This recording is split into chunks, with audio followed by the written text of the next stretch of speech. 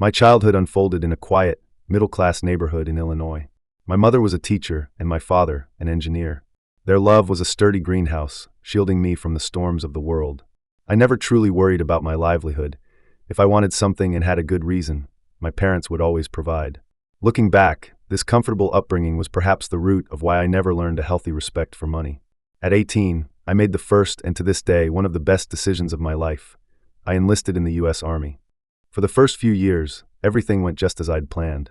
Using my discharge pay and my family's support, I opened a popular neighborhood tavern. I loved the feeling of it all, the laughter of my customers, the crisp chime of the cash register, and the respect in people's eyes when they looked at the owner. My life seemed to be on the fast track. I was engaged to my childhood sweetheart, Sarah. I bought a brand new BMW 5 Series, and business was booming. Life was as perfect as a Hollywood movie. But the devil has a way of quietly opening a door when you're at your most complacent. My true downfall began in 2017. It wasn't in a lavish Las Vegas casino, but in an online blackjack game hidden in a WhatsApp group. An old classmate invited me, saying it was just for online practice, a way to kill time. The group owner took a 10% rake from every pot.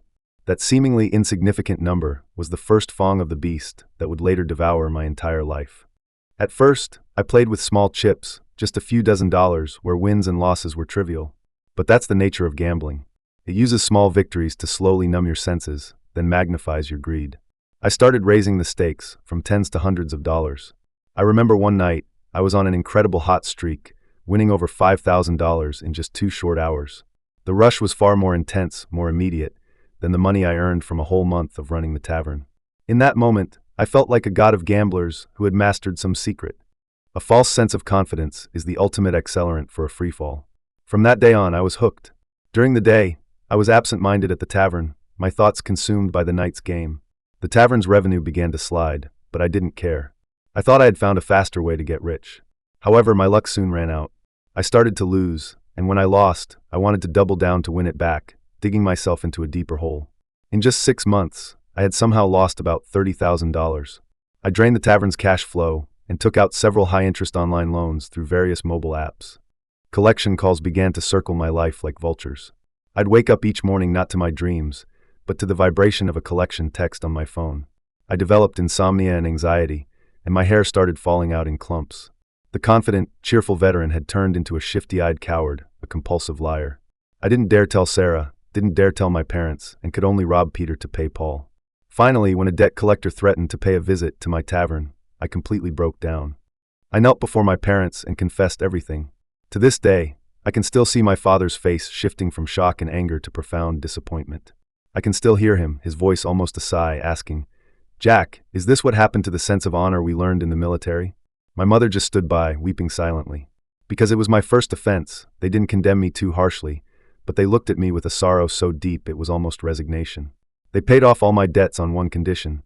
I had to quit gambling and seek counseling. That time, I was genuinely scared. I left every gambling group, deleted every related contact, and uninstalled any app on my phone that could possibly tempt me. I diligently saw a therapist and worked to get my life back on track. With the support of Sarah and my family, I threw myself back into running the tavern.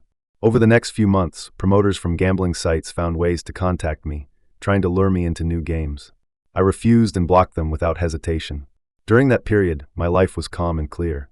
I thought I had conquered my inner demons. Fast forward to the end of 2018. For more than a year, it seemed my life had truly been repaired. The tavern was as busy as ever, my relationship with Sarah was stronger, and she was pregnant with our first child. We were shopping for cribs, debating baby names, and the future was filled with pink bubbles. Driving my BMW through the city streets, I felt like the happiest man in the world. I had completely forgotten the nightmare of being hounded by debt, and even felt a sense of pride for having pulled back from the brink. It was then that my childhood friend Mike found me. His appearance shattered the defenses I thought were so strong. That evening, Mike came to my tavern, his face pale, his eyes bloodshot. The first words out of his mouth were a request to borrow $25,000. I was stunned. Mike came from a well-off family and had never had money problems. I asked him what was wrong. He stammered, his eyes darting away, muttering something about a business problem that needed an urgent cash injection. I knew him. We had grown up together. The way he was acting, he was definitely hiding something. Under my persistent questioning, he finally broke down. He told me he was addicted to online gambling and in just a few months had lost the $180,000 his father had given him to invest in a startup. In a few days, his business partners would want to see the books, and he didn't have the money. He couldn't tell his family because his father had a serious heart condition and wouldn't be able to handle the shock. He wept and begged me, saying I was his only hope, swearing he would pay me back with interest within a year. Seeing him sobbing, nearly on his knees, my heart softened. I saw in him a reflection of the pathetic man I had been just a year and a half earlier. A sense of superiority and sympathy, born from my own experience, washed over me. I thought, I've been through this, I've made it to the other side, and now it's my responsibility, and within my power, to pull him out. Plus, I had several $100,000 in savings. I agreed. I had him write an IOU, generously extended the repayment period to 3 years, and advised him earnestly, "Mike, take it from me, you have to stop now. That stuff is not for us." He nodded frantically, overflowing with gratitude, and left. Reality, however, has a way of hitting you hard and fast.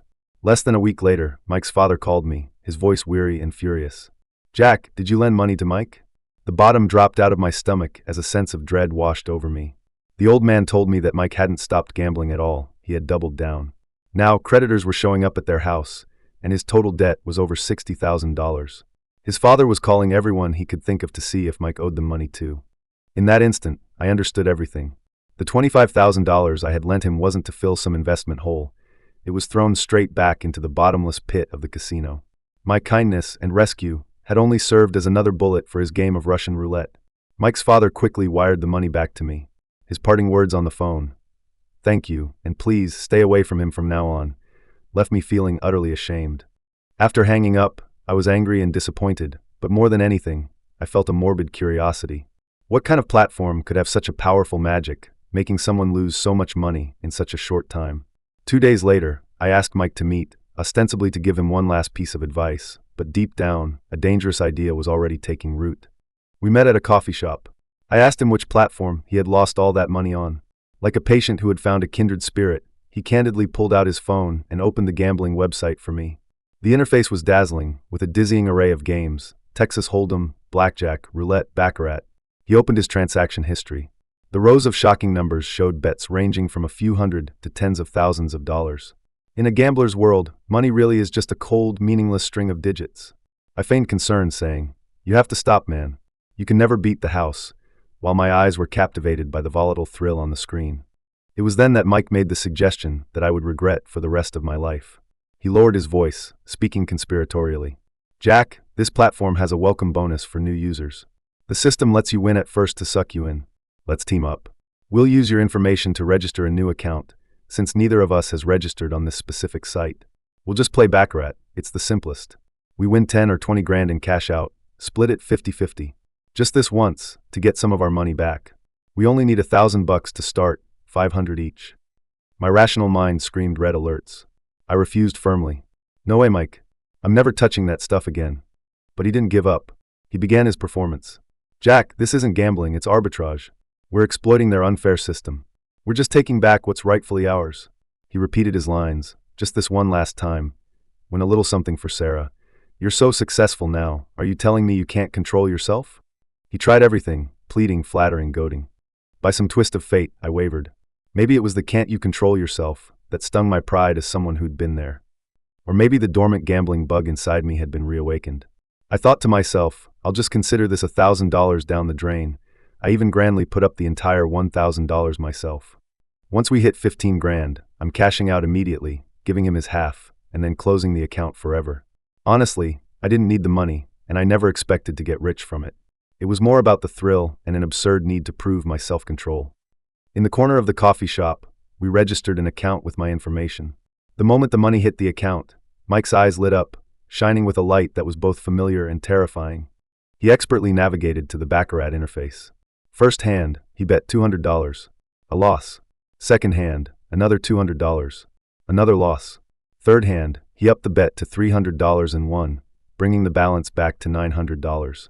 Watching his timid, hesitant betting, a familiar sense of impatience and anxiety surged through me. I snatched the phone from him. "If we're gonna play, let's play big. At this rate, we'll never get to 10 grand. Let's just go all in. If we lose, we lose." There was just over $900 left in the account. Stunned by my bravado, Mike stammered, All in?" My mind was already clouded by the adrenaline rush. "Yes, all in. 500 on player, and the other 400 plus on tie. Let's get it over with. In Baccarat, a tie bet pays 8 to 1. It's an extremely high-risk, high-reward option. With a trembling hand, Mike placed the bets as I'd instructed. Time seemed to slow down. Each flip of the animated card on the screen felt like a hammer blow to my heart. The result? It was a script written by the devil himself. The banker showed a 7. The player also showed a 7. Atia.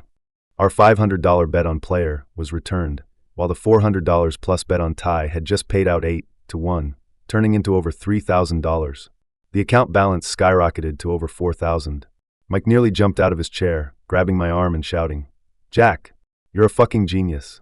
He seemed to have completely forgotten the tens of thousands he'd just lost, and our promise to win and walk away. He wanted to keep playing, but a sliver of my remaining sanity kicked in. I forcibly took the phone back, initiated a withdrawal on the spot, and told him I'd give him his half when the money came through. Ignoring his protests, I got up and left the coffee shop. On the way home, my heart was pounding, half from the relief of having survived, and half from the doubt that this dirty money would ever actually arrive. I had just lain down on my bed, not yet recovered from the tension and excitement, when the quiet of the room was broken by a soft ding from my phone. That sound would echo in my nightmares for years to come. It was a text from my bank. A deposit of $4,250 has been made to your account. I stared at the message, my mind a complete blank.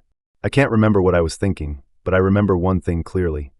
The website's URL was seared into my brain like a branding iron, impossible to erase.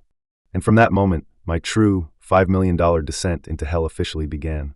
From the beginning of 2019 to the end of 2021, 3 full years, I lived like a madman who had lost all reason. At first, I only played late at night, hiding in the bathroom after Sarah had fallen asleep. I told myself I would just use the $4,000 I'd won as my starting capital. Once it was gone, I'd never play again. But a gambler's promise is the most worthless thing in the world. I quickly lost that money and then began to dip into my own savings. My life was split in two. By day, I was the loving husband, eagerly awaiting the birth of our child, the successful owner of a thriving tavern. By night, I was the red-eyed gambler, riding the roller coaster between heaven and hell with every fluctuation of numbers on a screen. I started to lie, telling Sarah the tavern needed new inventory, telling my parents I needed capital for expansion, conning them out of money time and time again to feed the bottomless pit. The birth of my daughter brought a brief moment of clarity. Holding her soft little body, smelling her faint milky scent, I felt a guilt I had never known. I swore I would quit for her, but that clarity was shattered by a single massive loss. I lost $50,000 that was meant for renovating the tavern. To win it back, I opened the website again. This time, I completely lost control. How many times did I confess to my family? I've lost count. Each confession was accompanied by tearful repentance and solemn vows. And each time, my family chose to forgive me. They paid my debts, took me to therapy, even confiscated my phone and computer. But a gambler, in his quest to gamble, becomes more resourceful than the most cunning spy. I always found a way, a burner phone, an internet cafe, even a friend's computer. How much did I lose in total? It's a number I dare not, and do not wish to calculate precisely. But according to my family's later accounting, including my savings, the tavern's income, my parents' life savings, and various loans, the total exceeded $5 million. In a gambler's world, money isn't money. It's just a string of meaningless numbers dancing on a screen, chips to buy your way into the next hand. To raise funds for gambling, I resorted to every despicable means possible. I pawned the antique gold necklace that had been passed down from Sarah's grandmother, a gift for our engagement, which I had secretly taken from her jewelry box. I told her I had taken it to be cleaned, until the day she found the pawn shop receipt. We had the most violent argument of our lives. The way she looked at me was with the eyes of a stranger, filled with fear. While my father was napping, I stole his phone, used his Face ID to unlock it, and applied for a $50,000 line of credit in his banking app, then transferred the money to one of my hidden accounts. My hands trembled as I did it, my heart was bleeding, but I did it anyway. The most insane, the most dehumanizing thing I did involved my BMW. After one of my countless relapses, my family, trying to prevent further disaster, transferred the car's title to my brother-in-law's name, and he kept the keys. They thought that would be foolproof, but they underestimated the madness of a gambler. Through a shady connection, I contacted a black market title loan company 870 miles away in Colorado. They specialized in these kinds of vehicles with unclear titles, and their interest rates were astronomical. That day, I lied to my family, telling them I needed the car for a restaurant industry trade show in a neighboring state. After much hesitation, they gave me the keys. I left Illinois at 7 in the morning and drove west. It was a journey into hell. I blasted the radio, trying to drown out the fear and guilt with noise. The highway stretched out like an endless gray ribbon. My mind had only one thought: get the money, win it all back, fix everything, and then I'll stop. I'll go back to being a good husband and a good father. It's the gambler's classic self-delusion.